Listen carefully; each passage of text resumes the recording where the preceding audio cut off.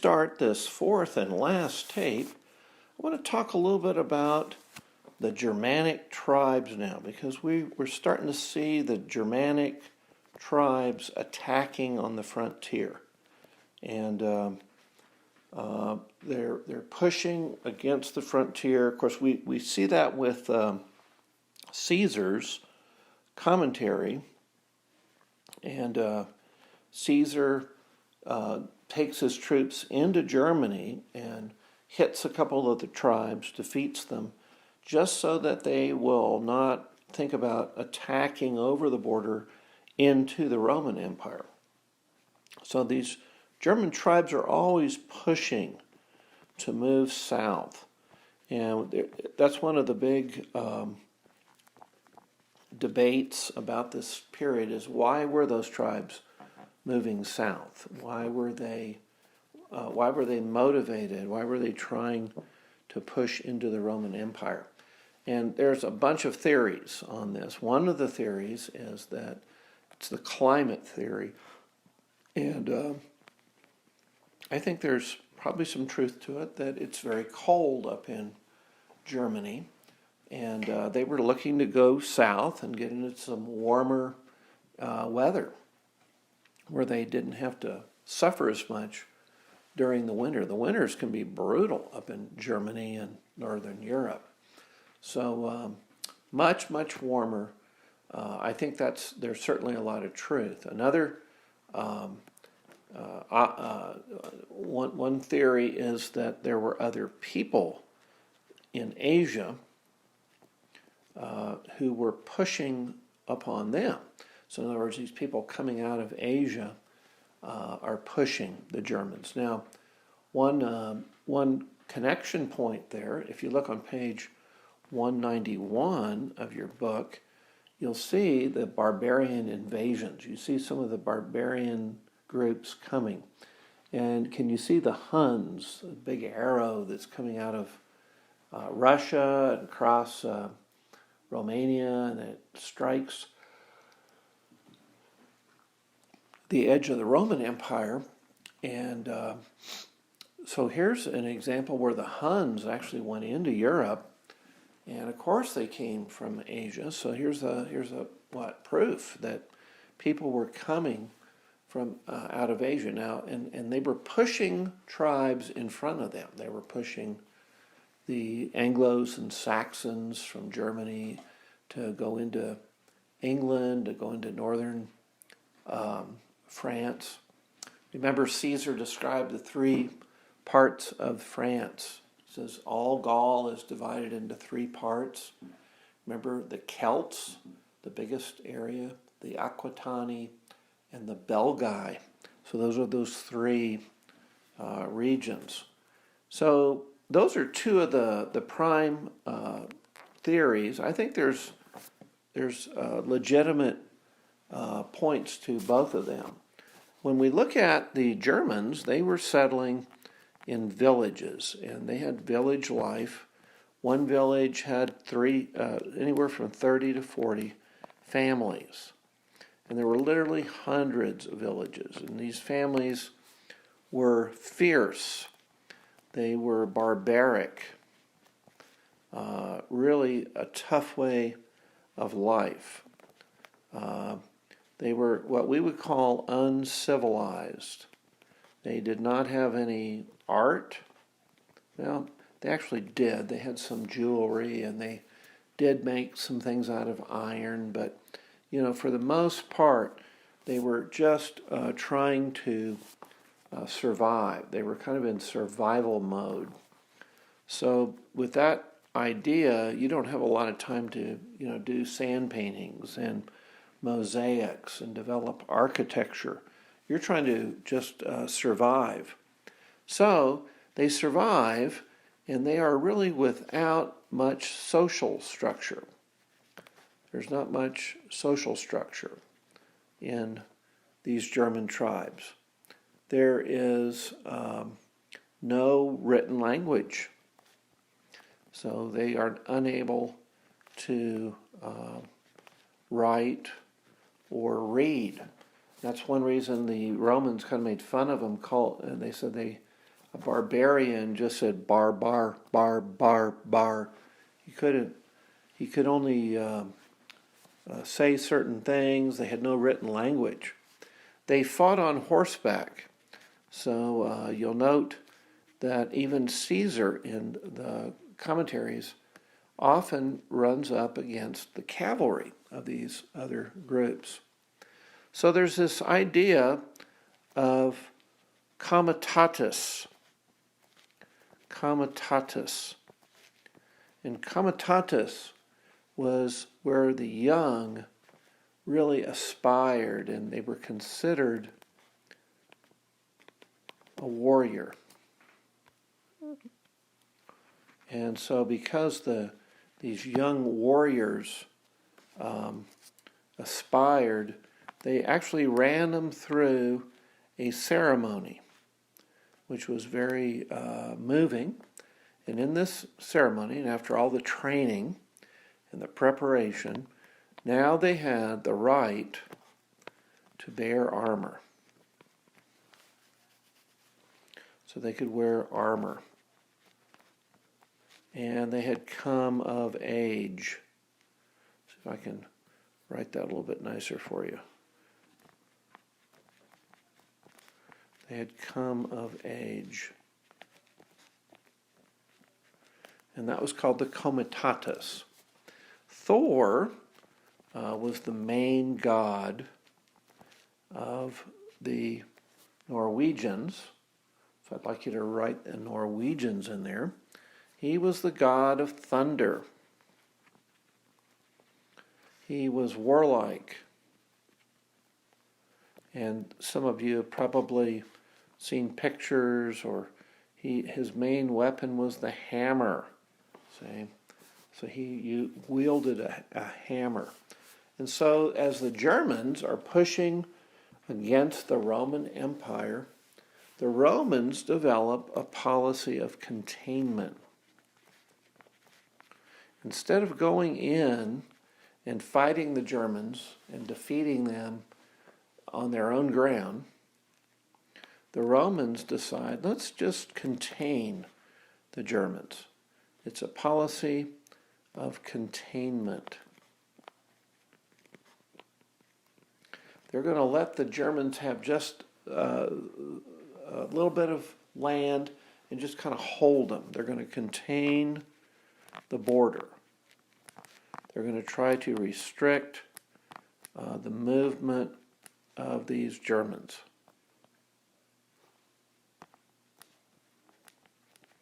So they're going to try to buffer them, make a buffer instead of fight, and try to avoid fighting, because basically the Romans are getting soft. They don't want to go in and fight the barbarians. And of course, one of the reasons the barbarians win in all of this is the Romans kind of just give up. You could say that the Romans become lazy. They don't want to go in. So they start to build walls and things to contain these barbarians. There's a Hadrian's Wall,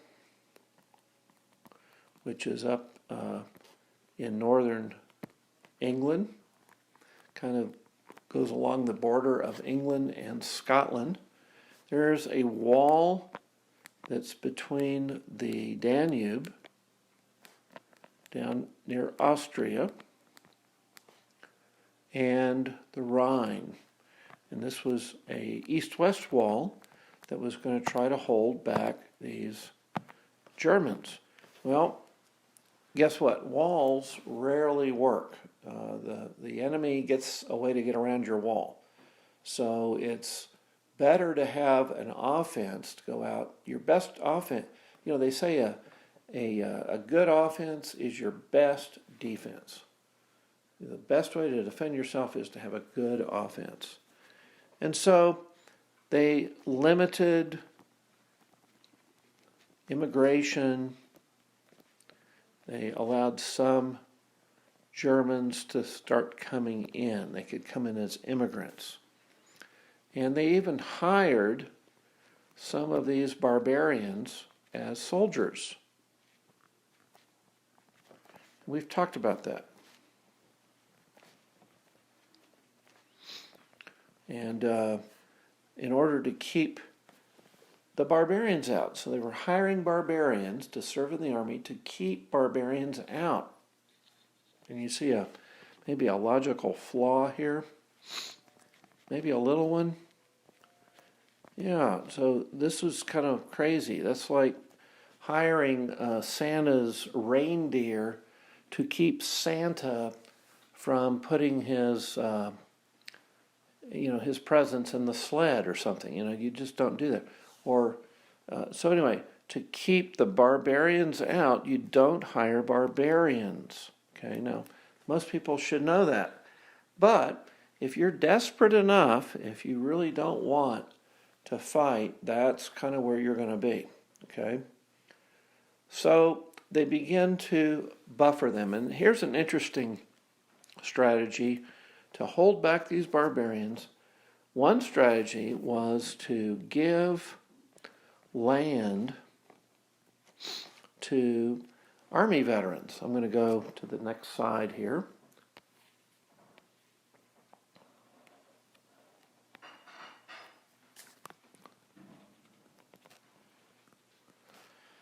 And then when they settle, when these army veterans settle, you've got these experienced former troops located near the barbarians, and they're going to become a buffer.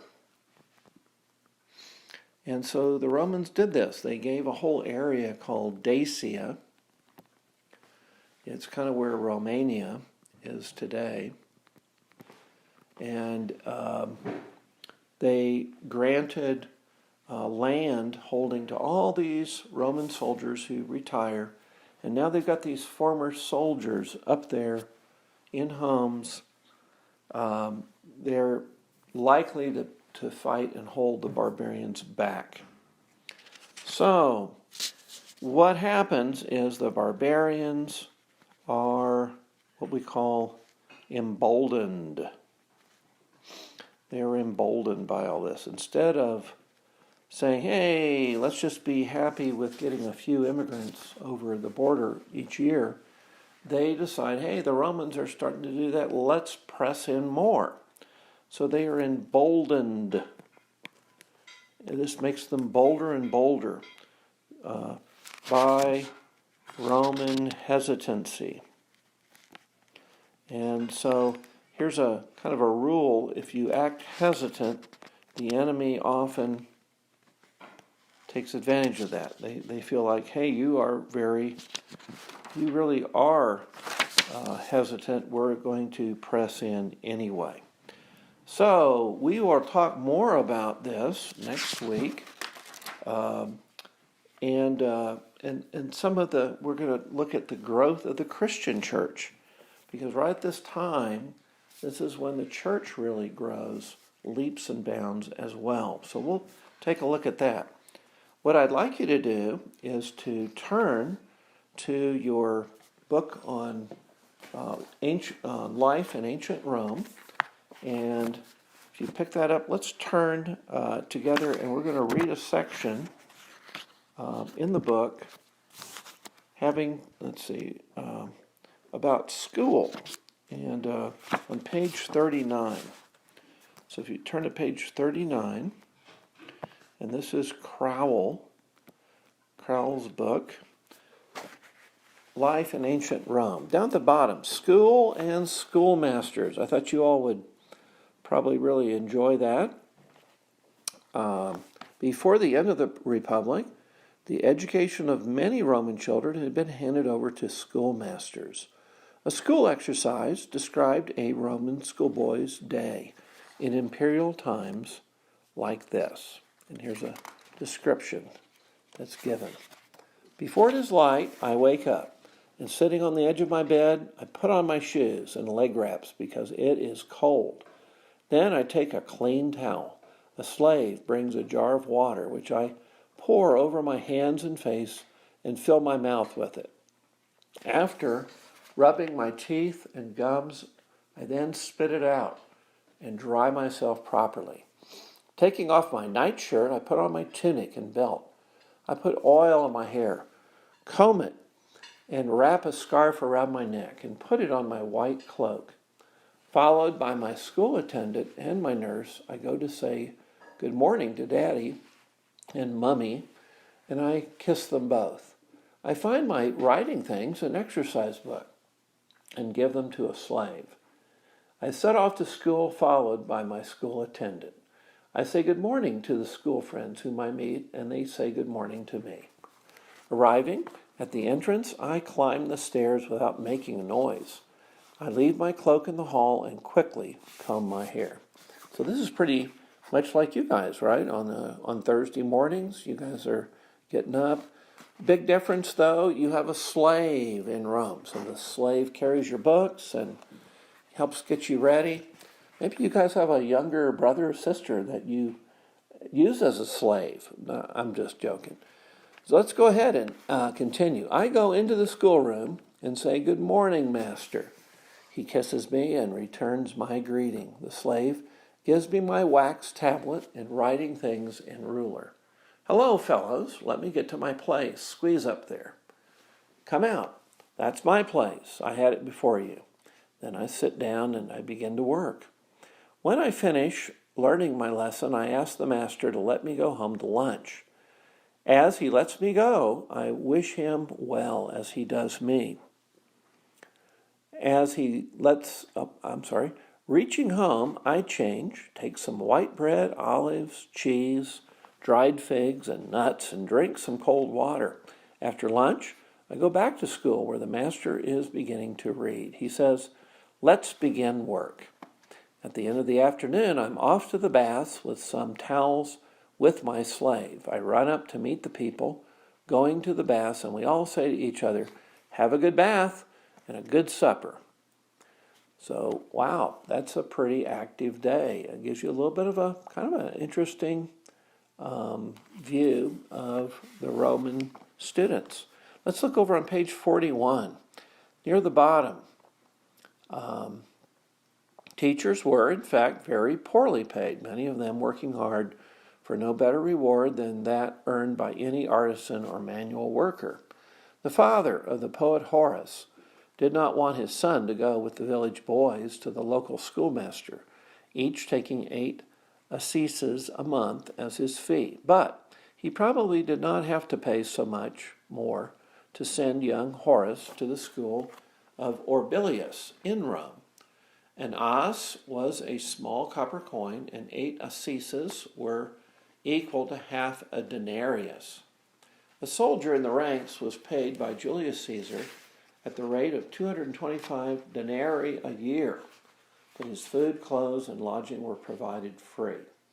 A teacher with 30 pupils would get 15 denarii a month, or 180 denarii a year, from which he had to find his own food, clothes, and lodging. This was a mean reward even in the days of the Republic, when a free Roman would have needed at the least about 250 denarii a year if he had a wife to support.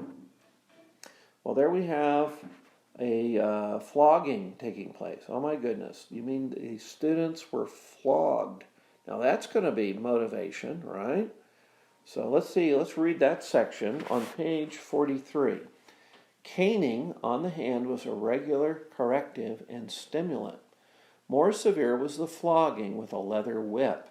The Romans seem to have believed the oft-quoted line of the Greek playwright Menander, whose works were popular in Roman schools. Quote, a man who has not been flogged is not trained, unquote.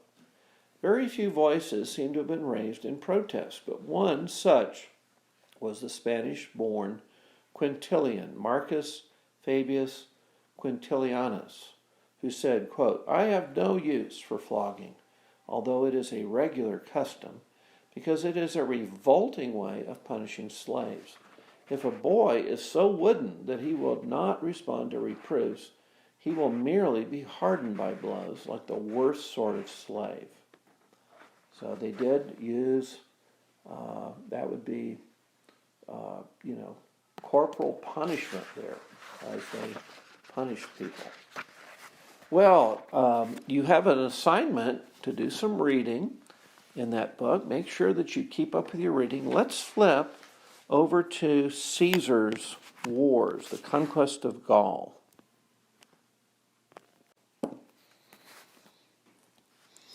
Okay, so if we turn to page 98 in Caesar, we've got a few notes that we're going to take here. And this is the first invasion of England. So they're going to invade Great Britain. It's not Great Britain yet. It's called England. The Romans called it Britannia. And so we get the word Britain from that. We're going to look on 98, they're at paragraph 23. And here's a lot of the preparation that Caesar put in. It's very interesting. After the completion of these arrangements, Caesar took advantage of favorable weather and set sail about midnight, ordering the cavalry to proceed to the farther port, embark there, and follow him. As these conducted the operation too slowly, their transports were carried back to land by the tide. Caesar himself reached Britain with the first ships about 9 o'clock in the morning and saw the enemy's force posted on all the hills. The lie of the land at this point was such that javelins could be hurled from the cliffs right onto the narrow beach enclosed between them and the sea. Caesar thought this a quite unsuitable place for landing, and therefore rode at anchor until 3 o'clock, in order to give the rest of the ships time to come up. Meanwhile, he assembled the generals and the military tribunes, and telling them what he had learned from Volusinus, explained his plans. He warned them that the exigencies of warfare, and particularly of naval operations, in which things move rapidly, and the situation is constantly changing, requiring the instant execution of every order.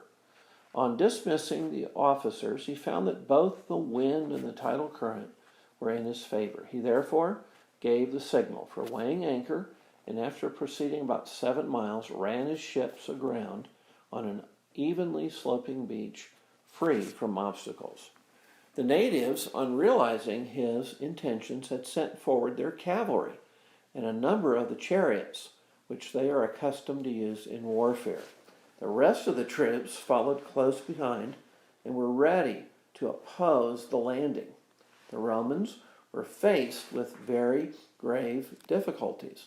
The size of the ships made it impossible to run them aground except in fairly deep water, and soldiers unfamiliar with the ground, with their hands full and weighed down by the heavy burden of their arms, had at the same time to jump down from the ships, get a footing in the waves, and fight the enemy, who, standing on dry land or advancing only a short way into the water, fought with all their limbs unencumbered and on perfectly familiar ground, boldly hurling javelins and galloping their horses, which were trained to this kind of work.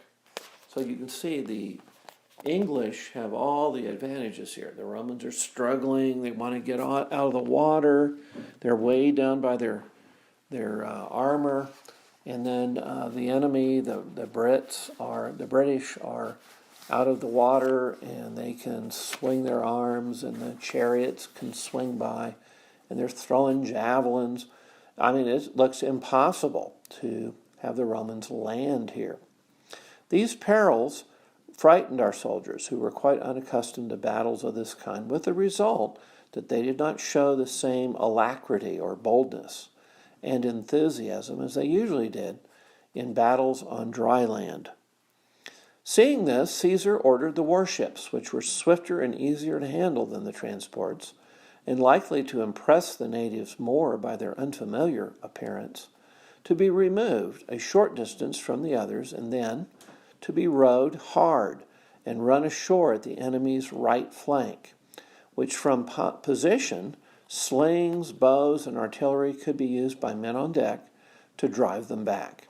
This maneuver was highly successful, scarred by the strange shape Scared by the strange shape of the warships, the motion of the oars, and the unfamiliar machines, the natives halted and then retreated a little. But as the Romans still hesitated, chiefly on account of the depth of the water, the man who carried the eagle of the 10th Legion, after praying to the gods that his action might bring good luck to the legion, cried in a loud voice, "Jump down, comrades, unless you want to surrender our eagle to the enemy. I, at any rate, mean to do my duty to my country and my general." With those words, he leapt out of the ship, and he advanced toward the enemy with the eagle in his hands. At this, the soldiers, exhorting each other not to submit to such a decree, jumped with one accord from the ship. And the men from the next ships, when they saw them, followed them and advanced against the enemy. So, in other words, it's this courage that this one guy showed, it really motivates all of them. So that's frequent in a battle or in a situation. One guy really showing a lot of courage will motivate the rest, and they'll get the job done. Okay, top of 100 now. Both sides fought hard, but as the Romans could not keep their ranks or get a firm foothold or follow their proper standards, and men from different ships fell in under the first standard they came across, great confusion resulted. The enemy knew all the shallows, and when they saw from the beach small parties of soldiers disembarking one by one, they galloped up and attacked them at a disadvantage, surrounding them with superior numbers, while others would throw javelins at the right flank of the whole group. Caesar therefore ordered the warships' boats and the scouting vessels to be loaded with troops so that he could send help to any point where he saw the men in difficulty. As soon as the soldiers had got a footing on the beach and had waited for all their comrades to join them, they charged the enemy and put them to flight, but could not pursue very far because the cavalry had not been able to hold their course and to make the island. This was the one thing that prevented Caesar from achieving his usual success. The defeated enemy, as they rallied after their flight, hastened to send an embassy to ask for peace, promising to give hostages and carry out Caesar's commands. With these envoys came Commius, the Atrebatian, whom Caesar had sent on ahead to Britain, as said above. When he had disembarked and was delivering Caesar's message to them in the character of an ambassador, the natives had arrested and bound him. Now, after the battle, they sent him back, and in asking for peace, threw the blame for this proceeding on the common people, begging Caesar to pardon an error due to ignorance. Caesar reproached them for making war on him without provocation, after sending envoys to the continent of their own accord to sue for peace, but said that he would pardon their ignorance and demanded hostages. Some of these they handed over at once. The rest, they said, would have to be fetched from a distance and should be delivered in a few days' time. Meanwhile, they bade their men return to the fields, and the chiefs began to come from all parts to solicit Caesar's favor for themselves and their tribes. Peace was thus concluded. On the 4th day after Caesar's arrival in Britain, the 18 transports on which the cavalry had been embarked, as mentioned above, sailed from the northern port before a gentle breeze. When they were approaching Britain and were visible from the camp, such a violent storm suddenly arose that none of them could hold its course. Some were driven back to their starting point. Others, at great peril, were swept westward to the south of the island. In spite of the danger, they cast anchor, but they were being filled with water by the waves. They were forced to stand out to sea into the darkness of the night and return to the continent. It happened to be full moon that night, at which time the Atlantic tides are particularly high, a fact unknown to the Romans. The result was that the warships used in the crossing, which had been beached, were waterlogged, and the transports which were riding at anchor were knocked about by the storm without the soldiers having any chance of interfering to save them. a number of the ships were shattered, and the rest, having lost their cables, anchors, and the remainder of their tackle, were unstable, which naturally threw the whole army into great consternation, for they had no other vessels in which they could return, nor any materials for repairing the fleet. And since it had been generally understood that they were to return to Gaul for the winter, they had not provided themselves with a stock of grain for wintering in Britain. So here's where the British take advantage of the situation. On learning of this accident, the British chiefs who had been assembled after the battle to execute Caesar's commands put their heads together, knowing that Caesar had no cavalry, ships, or corn, and inferring the weakness of his forces from the small size of the camp, which was all the smaller because he had come without most of the heavy baggage, they decided that their best course was to attack, renew hostilities, to hinder the legions from obtaining corn and other supplies, and to prolong the war into the winter. If this army was conquered or prevented from returning, they felt confident that no one would come across to invade Britain. Accordingly, after renewing the promises of mutual loyalty, they slipped away one by one from the camp and secretly called up once more the men who had returned to the fields.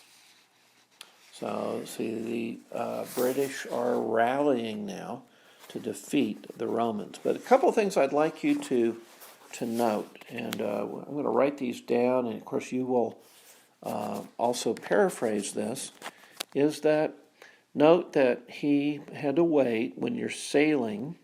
These are all sailing ships. You have to wait on the wind and the tides. Of course, the tides are going to come in, and so Caesar has, this is the ocean, his ships have come in, and they are beached up. They're trying to drive them up onto the beach. But remember this great amount of, so they're up on the beach here, partial amount of the ships. But remember, because there's a full moon, and you have this moon directly overhead, and they're pulling. It's pulling on the this effect. It's pulling on the water. So now the tides come in higher than ever, and it waterlogs these ships. And there's these ships, the big ones here, are starting to float apart, and the smaller ones down here that have been kind of anchored, they've been lifted, and they're bashing into these other ships, and they're breaking up. And so this is terrible. I mean, this is his way back to Europe. This is how he's going to get home. And so these ships get broken up. And I'd like you to note that he has the 7th, he's got 2 legions with him, the 7th and the 10th. So using Roman numerals here, the 7th would be VII, and the 10th is just X, okay? That's the 10th. Okay, so you can see that this is a real difficult time. And I'd like to make mention of the advantage that the Romans overcome, but it's a significant disadvantage. The Romans are landing on the beach, and they have heavy armor and arms, and so they jump into the water, and a lot of them are drowning.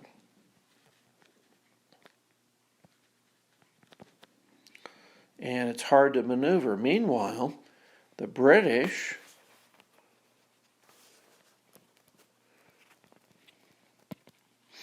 have the high ground.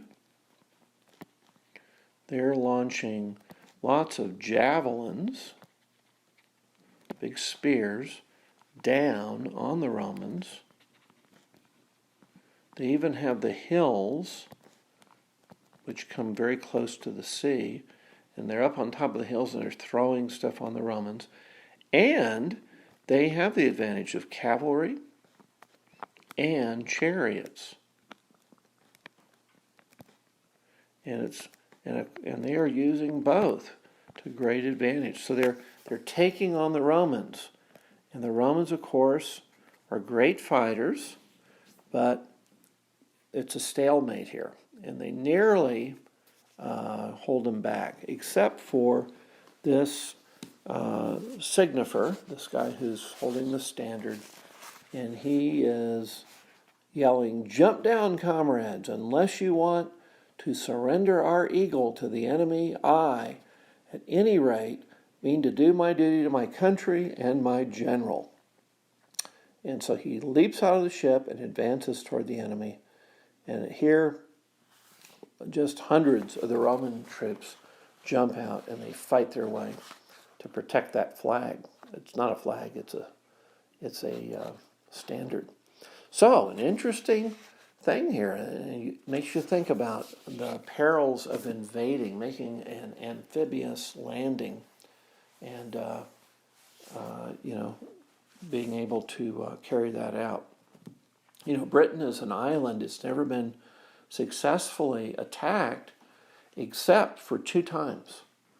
It's been successfully attacked in war. One was with Caesar, is right here. This was a successful attack. Caesar makes a second landing, and they take, the Romans take England. But the second time is William the Conqueror in 1066. And then the third time that was attempted was Hitler. Hitler tried to do a landing, but he could not carry it off. He was not able to do it. So only 2 times in history has England fallen, and here is one of them. Here is the first time. Well, we're going to stop here and let you guys finish and let you guys study your notes. Be sure to study well before you take the test on Rome, and it does not include these notes for today, but it's probably smart to listen to this just because we do review some of the things. There's a little review that might be helpful as well. Okay, now next week we're going to be talking about the Romans and some of the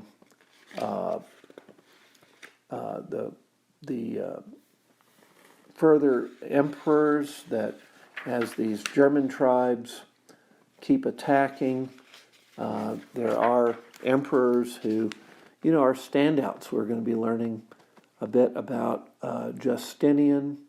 We're going to see how the Romans divide permanently the empire, and when that occurs, we are seeing the Eastern Empire and the Western Empire completely split now, and so it's an interesting history that we get to read about. Okay, well, God bless you guys, and we'll say goodbye for now.